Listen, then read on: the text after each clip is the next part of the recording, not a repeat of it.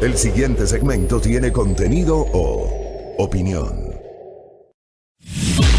La entrevista en A Primera Hora. Analizamos los hechos del momento junto a sus protagonistas.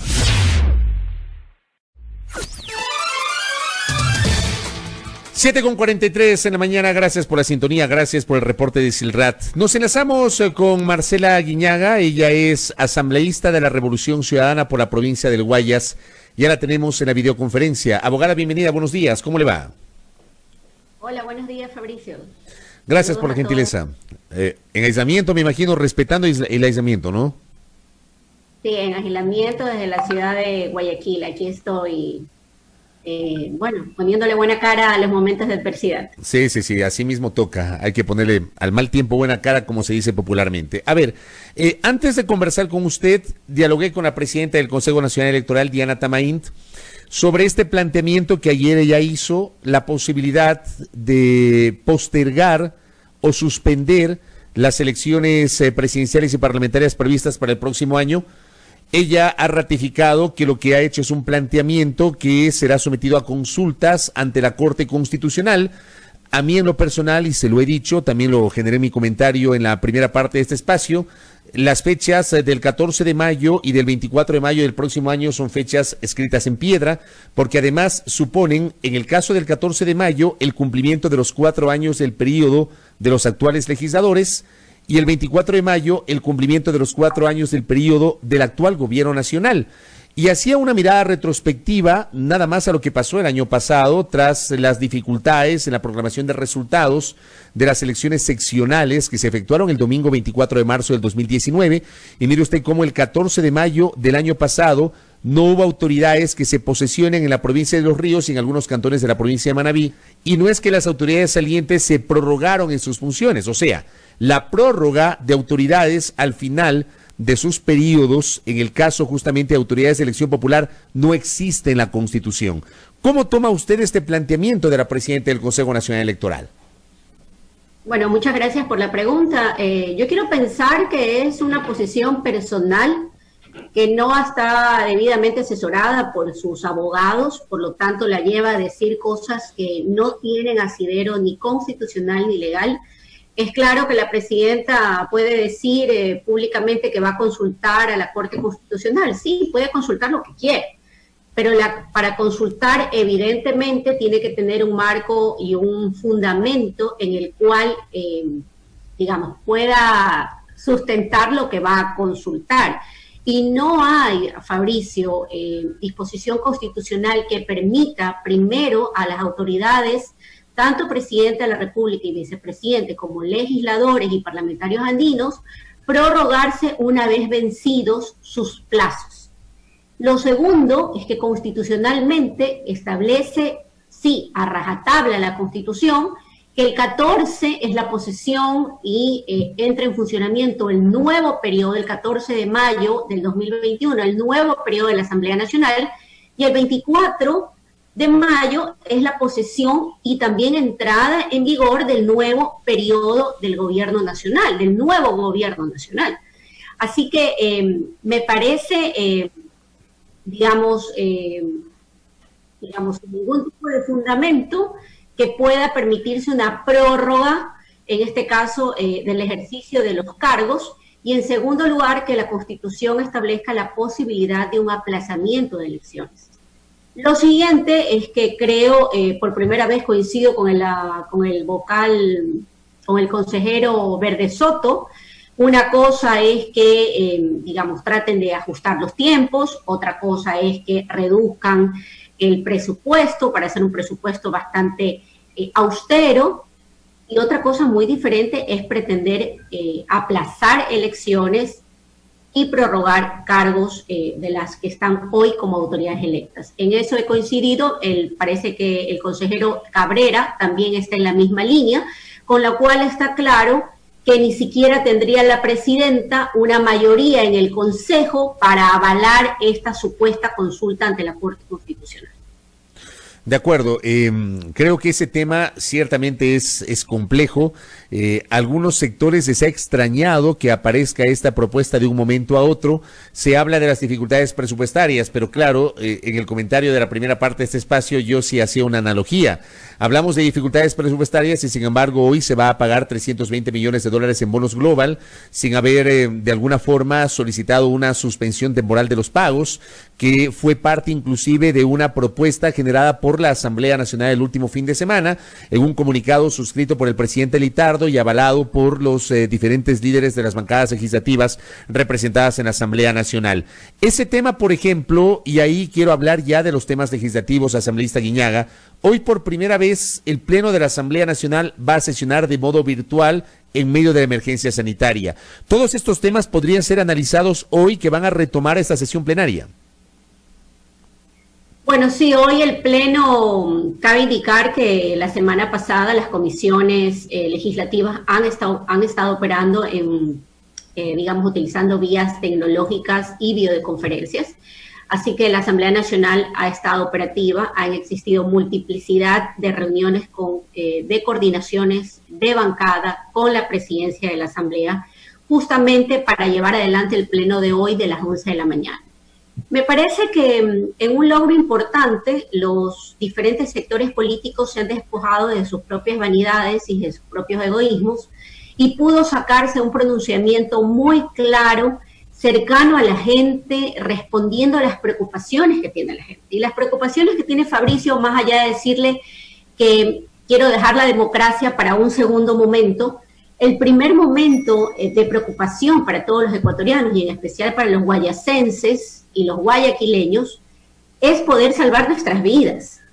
Es el tema de la salud y que podamos tener atención médica y que podamos acceder no solamente al test para saber si tenemos o no el contagio, sino también la posibilidad de recuperar a nuestras familias y a nuestros familiares. Así que me parece que en lo relevante que es esto, ciertamente la Asamblea no puede quedar de lado. Hoy la Asamblea va a discutir respecto del tema sanitario en términos generales, la atención de la emergencia y también no va a dejarse de lado, porque los legisladores nos gusta hablar mucho también, no se va a dejar de lado de comentar de que a pesar de que la Asamblea le hizo un requerimiento al gobierno nacional a fin de que no pague o se suspendan los pagos de la deuda hasta la atención completa de la emergencia, está dado cuenta que esto no fue escuchado por el gobierno nacional.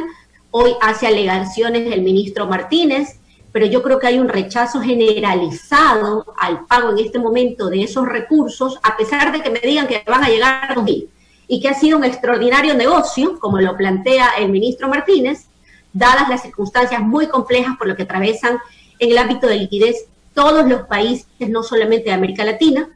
Sin embargo, de ello me parece que la ciudadanía lo ha tomado sumamente mal, es decir, la ciudadanía tiene preocupaciones en el sentido de que siguen sin resolverse algunas problemáticas en el ámbito sanitario. Así que le corresponde a la Asamblea hoy, utilizando medios tecnológicos, debatir. Esperamos que sea un debate eficiente y eficaz, con mucho orden, que tenga limitación el número de representantes por bancada, de manera pues que no tengamos un debate de 12 horas, sino que sea un debate lo necesario, lo suficiente para poder informar a la ciudadanía y a la nación lo que estamos trabajando y proponiendo como medidas también alternativas para paliar la grave crisis, no solamente económica, sino sanitaria que vivimos. En las condiciones actuales, ¿cuál desde su punto de vista debería ser el pronunciamiento de la Asamblea Nacional en la sesión de hoy? Bueno, yo creo que hay cosas claras. Lo primero que debemos decir es que, digamos, el gobierno nacional tiene que tomar todas las medidas y destinar todos los recursos a la atención de la crisis sanitaria que tenemos hoy, priorizando a las provincias, en este caso la provincia del Guayas, que tiene el mayor número de contagios, y aparte de ello, en el mayor número de los casos, digamos, del 100% de las pruebas que se han hecho, más del 75% dan positivas, con lo cual creemos que las medidas tienen que ser mayores en la provincia del Guayas. Lo segundo, me parece que debe quedar muy claro, ajustándose el pronunciamiento que hicieron los coordinadores de bancadas, todas las bancadas se sumaron, la misma posición clara, firme, en que hoy debe prevalecer la vida de los ecuatorianos y no el pago de la deuda. Por lo tanto, debe rechazarse y de alguna forma debe una vez generar la alerta al gobierno nacional el hecho de no haber escuchado el requerimiento de la Asamblea en una lógica, digamos, clara de ponerse del lado de los ciudadanos. Hoy la vida es más importante que pagarle a nuestros acreedores, así como vamos a hacer en la economía de casa. Primero está darle de comer a nuestras familias, segundo, atender la salud, y tercero, priorizaremos y veremos cómo refinanciamos, cómo les pagamos a nuestros acreedores. Así, exactamente como tiene que ser un padre y una madre de familia, es lo que le pedimos al gobierno nacional. Me parece que esas son líneas muy claras y me parece que lo último en lo cual debería pronunciarse la Asamblea es relacionada a las medidas alternativas o protecciones sociales que deben determinarse hoy mismo a la economía de los ecuatorianos. En el caso de la provincia del Guayas, como ustedes saben, es una provincia donde hay muchísimo comercio y sobre todo comercio informal. Por lo tanto, las familias que hoy no tienen ningún sustento están encerradas en sus casas, en una ciudad donde hace 30-35 grados de temperatura. No quiero definir que algunos, yo veo tweets, por favor, guayaquileños, sean disciplinados. Yo creo que va un poco más allá del tema de la disciplina. Deben comprender que las familias viven a veces en cuartos o en lugares muy reducidos, de menos de 40 metros, donde hay familias enteras, a 30-35 grados de temperatura. Eso es lo que vivimos los guayacenses. Entonces, sí es una situación diferente y sí debemos tener acciones y medidas diferentes. Así que me parece que son los tres ejes en los que se va a pronunciar la Asamblea Nacional. Hay otras preocupaciones que han manifestado legisladores, por ejemplo, la restricción de la llegada de vuelos para que traigan a nuestros compatriotas y un desacato del pronunciamiento de la Corte Constitucional por parte del Ejecutivo. Lo siguiente relacionado al no pago, en este caso de nuestros becarios que están fuera del país y no han recibido, digamos, el dinero que tienen para subsistir en otros países, y algunas otras preocupaciones que entiendo los legisladores van a plantear. Espero que el día de hoy nos centremos en el tema sanitario y en el tema del pago de la no deuda. De acuerdo. De la deuda. De acuerdo, esos deben ser. Lo siguiente, en los próximos días, el presidente de la Asamblea nos convocará a otros temas relacionados a los, digamos, a los asuntos puntuales que le mencioné. Claro, hoy va a ser una prueba de fuego porque, insisto, por primera vez van a sesionar como pleno de modo virtual y totalmente de acuerdo. La prioridad hoy tiene que ser un pronunciamiento sobre los temas sanitarios y la emergencia. Aprovecho la presencia de este diálogo con Marcela Aguiñaga, asambleísta de Revolución Ciudadana por la provincia del Guayas. ¿Cómo le cayó a usted esta polémica por el bloqueo de la pista del aeropuerto José Joaquín de Olmedo la semana anterior, dispuesta por la alcaldesa Cintia Viteri, que inclusive nos ha puesto en el umbral de una controversia internacional con los europeos, justamente porque se impidió el aterrizaje de una nave de Iberia? Mire usted cómo 2 días después, en cambio, sí pudo aterrizar una nave de KLM para lo que también iba a ser el avión de Iberia, que era recoger pasajeros y retirarse. Aviones vacíos que llegaban al Ecuador, recogían pasajeros y se iban del país. Pero ¿cómo le cayó a usted este bloqueo de la pista del aeropuerto? Bueno, yo creo que me cayó mal como le cayó mal a mucha gente, ¿no? Recuerde usted que... Pero en su ciudad hay un montón de gente que defiende y que justifica la decisión de la alcaldesa Viteri. Bueno, yo creo que mucha gente no. Yo creo que la generalidad es que se tomó como una decisión mal pensada, con una pésima motivación y sin sustento jurídico alguno. Porque recuerde usted que la señora alcaldesa tiene competencias aeroportuarias, no aeronáuticas. Ella no maneja el espacio aéreo del Ecuador. Eso le corresponde al gobierno central.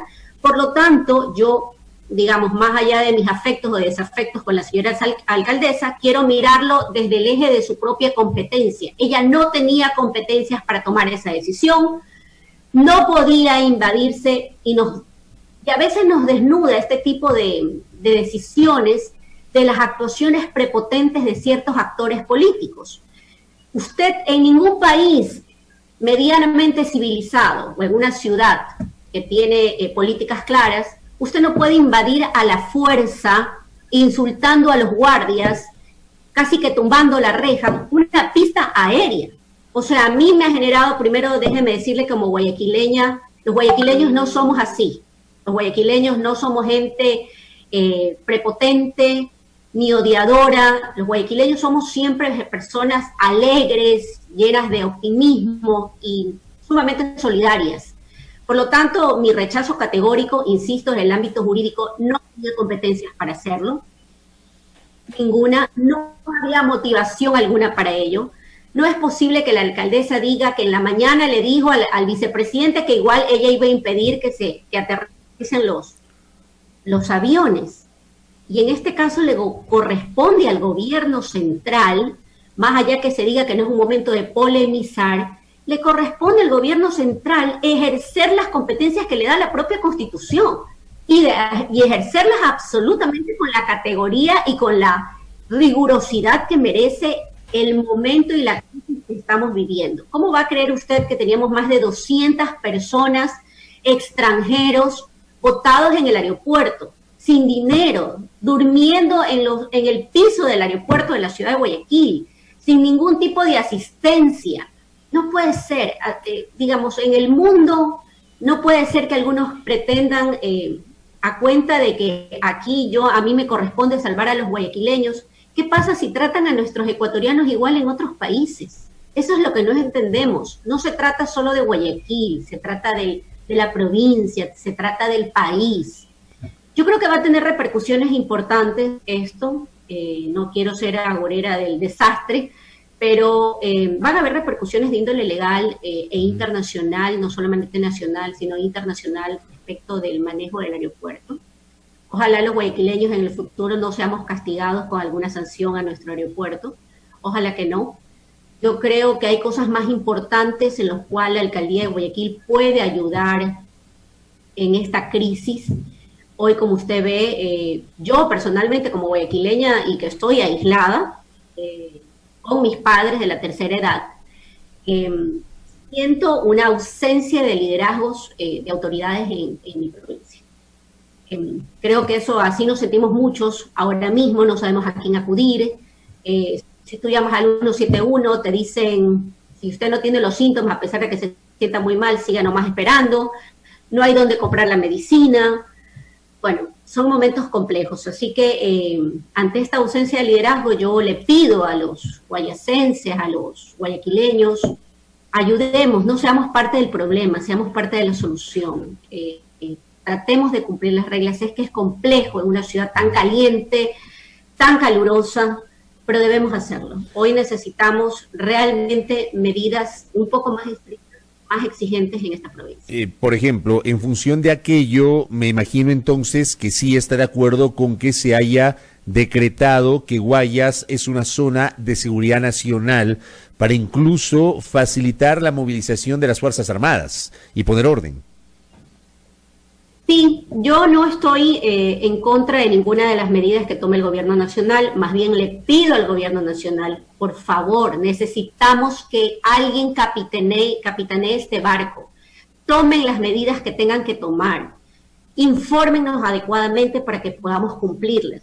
Deben comprender que en esta provincia es donde tenemos el mayor número de casos y seguramente tendremos la mayor tasa de mortalidad.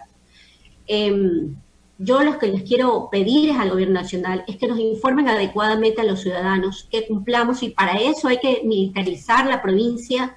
Bueno, hay que hacerlo, no hay otra opción. Aquí lo más importante en este momento es la vida de los ecuatorianos. No podemos también, y es increíble, ¿no? Usted ve lo que pasa en Quito y con lo que pasa en Guayaquil. En Quito entiendo que el crecimiento de los casos se ha detenido. En Guayaquil es exponencial y no para.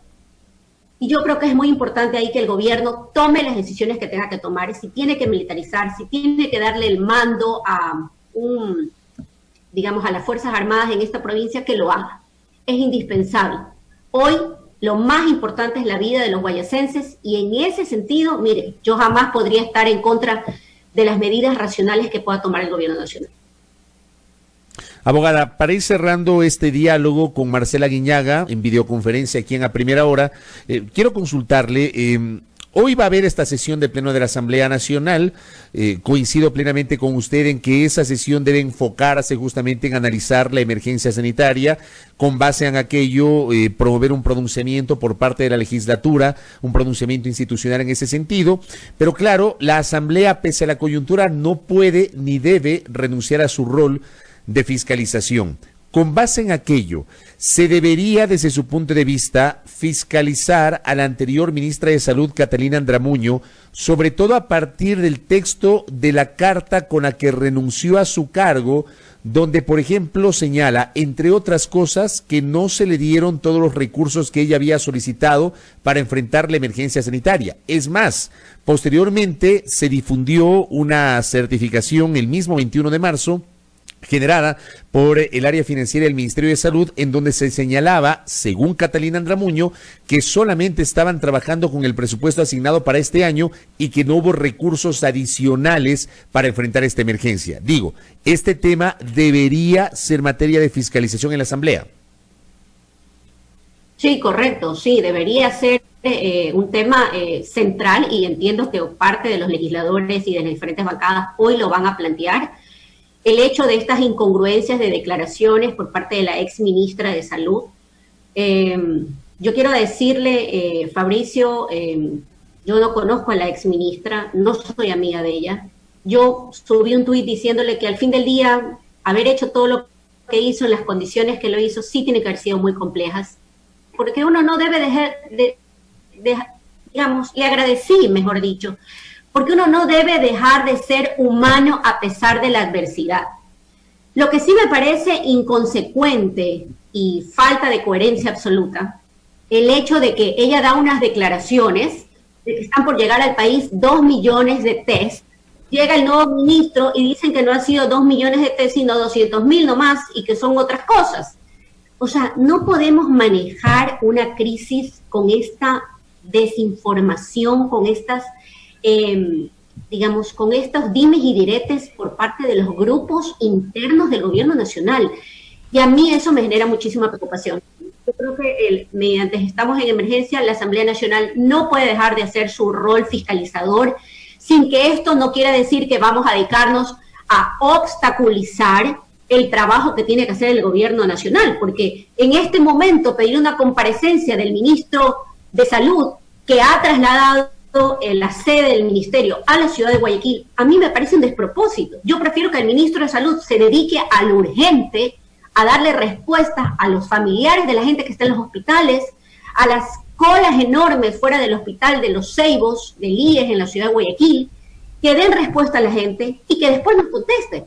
Completamente de acuerdo, creo que hay que priorizarlo. La ex ministra tiene que ser fiscalizada, hoy ya no está en funciones, por lo tanto nos puede contestar qué ha sucedido, cuáles son estos dimes y diretes que tuvo con el ex, digamos, ella como ex ministra con el ministro de Finanzas, en un tema, Fabricio, que no se puede dejar de lado, que es la vida de los ecuatorianos. No estamos hablando de cualquier cosa, no estamos hablando de perder la casa, no estamos hablando de perder el empleo, estamos hablando de la vida de los ecuatorianos. Correcto. Así que me parece que con eso es indispensable, sí, que se haga un proceso de fiscalización a la ex ministra Catalina Andramuño. Correcto. Abogada, gracias por el tiempo, muy reconocido por habernos atendido. Buenos días. Gracias. Gracias. Marcela Guiñaga conversando aquí en A Primera Hora justamente sobre la emergencia sanitaria, y hoy a las 11 de la mañana, esto es inédito, por primera vez el Pleno de la Asamblea Nacional va a sesionar por la vía de la videoconferencia. Será una sesión de pleno virtual. Los 137 legisladores conectados a través de herramientas tecnológicas digitales, tomando en cuenta que no podrán sesionar en el hemiciclo del Parlamento ecuatoriano. Evidentemente allí va a haber un análisis respecto de la emergencia sanitaria que vive la República.